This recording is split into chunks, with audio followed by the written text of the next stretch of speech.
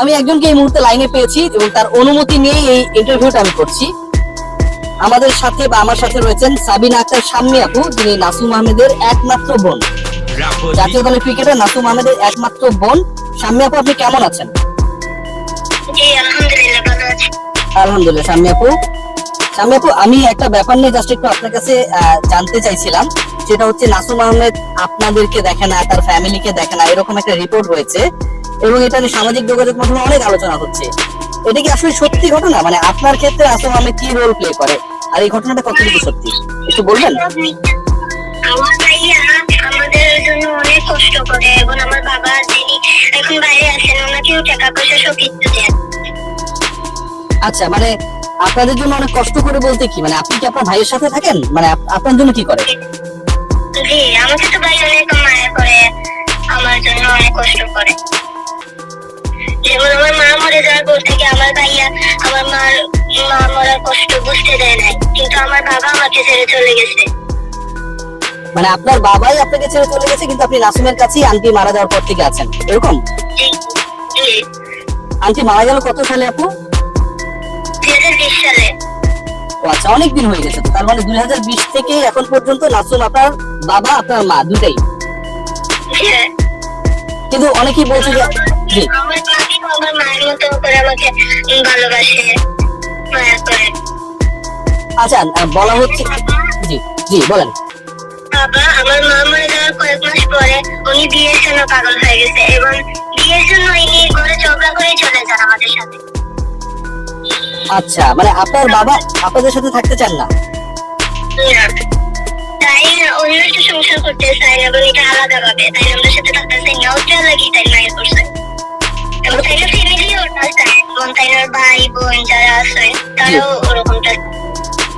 আচ্ছা, তাহলে তার মানে বাবা মানে আপনার বাবাকে নিয়ে যে আলোচনাটা হচ্ছে, এই আলোচনাটা কেন হচ্ছে আপু একটু বলবেন শাম্মী আপু?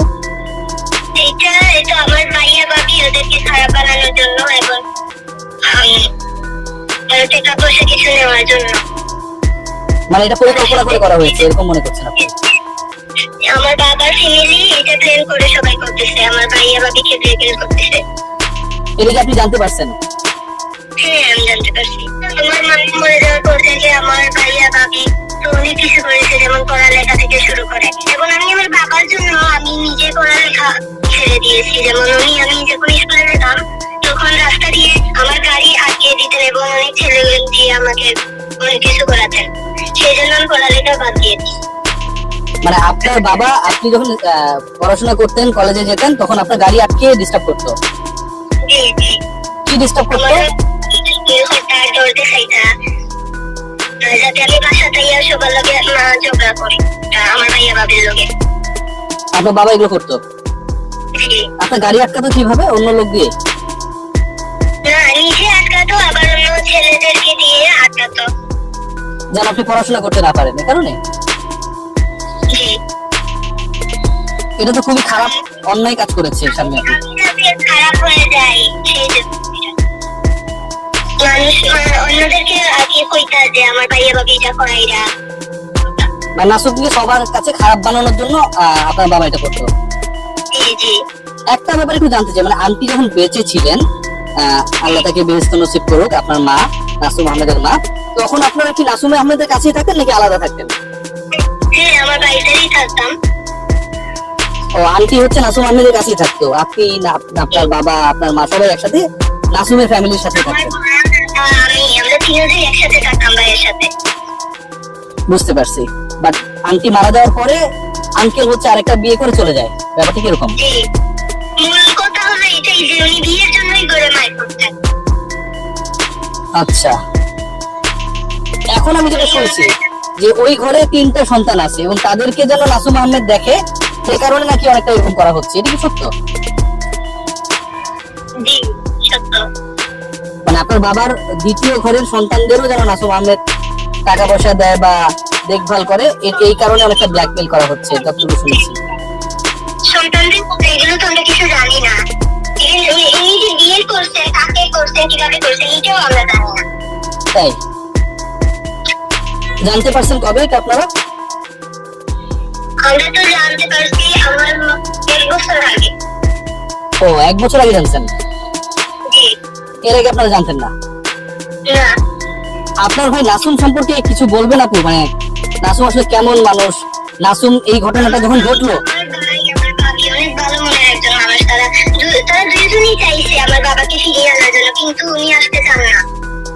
আমার ভাবি অনেকবার চেষ্টা করছে, ভাইয়াকেও বুঝাইছে, ভাইয়াও বুঝছেন এবং আনতে চেষ্টা করেছেন, কিন্তু পারেননি। উনি আসতে চান না, উনি এভাবে বাইরে থাকতে চান এবং আমার ভাইয়ের মান সম্মান নিয়ে খেলা করতে চান। স্বামী আপু মানে নাসুম আহমেদ যে কষ্ট করে আপনার জন্য, আপনি তো একই সাথে থাকেন, আমি ছবিগুলো দেখেছি। এই ঘটনাটা ঘটার পর কি আপনাদের খারাপ লেগেছে কেমন? মানে এই খারাপ লাগাটা তো আসলে অনেক বেশি হওয়ার কথা। অনেক খারাপ লেগেছে, যেমন আমার ভাইয়া কালকে অনেক কান্না করে বাড়ি থেকে বের হয়ে গেছে, আমার অনেক কান্না পেয়েছে, কিন্তু আমার কিছু করার নেই। আমি খুবই দুঃখিত স্বামী আপু যে এই জিনিসটা হয়েছে। নাসুম আহমেদ কান্না করে বের হয়ে গেছে, এটাও কিন্তু আসলে মানে খুব কষ্ট না পেলে হতো না, তাই না? জি, আপনার সাথে কথা হয়েছে নাসুমের পরে, এই ঘটনার পরেই? মানে জি, আমার ভাই এখনো কাঁদতেছে এই সমস্ত ভিডিও শোনার পরে। আপনি কাঁদছেন কেন? আপনাকে শক্ত হতে হবে না? আপনাদের ফ্যামিলিতে আপনার 2 ভাই বোনই, বলেন। জি, আপনার কান্না করলে হবে আপু? আপনাদেরকে শক্ত থাকতে হবে। যাই ঘটুক না কেন, আমরা তো সাথে আছি না? কেউ চাইলেই তো একটা সত্যকে মিথ্যা বানাতে পারবে না, তাই না বলেন? এখন আমি চাই আমার ভাইয়ের জন্য ভালো থাকে, ভালো কিছু হোক আমার ভাইয়ের, এটাই কামনা করি। এই সমস্ত জন্য যেন আমার ভাইয়ের কিছু না হয়। মানে নাসুম আহমেদ কি মেন্টালি খুব ভেঙে পড়েছে? উল্টাপাল্টা কিছু করে ফেলতে পারে, ভয় লাগছে এরকম? হ্যাঁ,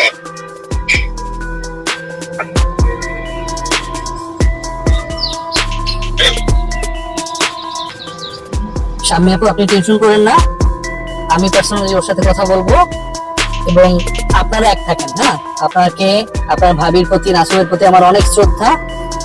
নাসুম যে তার বাবা চলে যাওয়ার পরেও তাকে টাকা পাঠিয়ে ভালো রাখার চেষ্টা করছে, সেটার জন্য আমার অনেক রেসপেক্ট আপু। আপনি অনেক ভালো থাকবেন, হ্যাঁ অনেক ভালো থাকবেন, খুব বেশি ভালো থাকবেন আপু। আসসালামু আলাইকুম।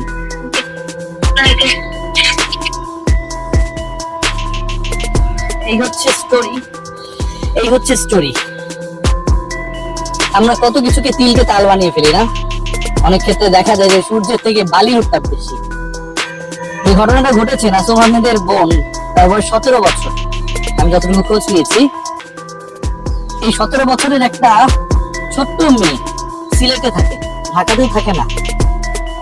তার উপর যে মানসিক ট্রমা যাচ্ছে, এবং যে ছেলেটা এশিয়া কাপে বাংলাদেশ দলের হয়ে খেলতে যাচ্ছে, তার উপর যে মানসিক ট্রমা যাচ্ছে, শুধুমাত্র একটা মুখরোচক নিউজ প্রপারটা না জেনে করার কারণে, এর দায় কে নেবে?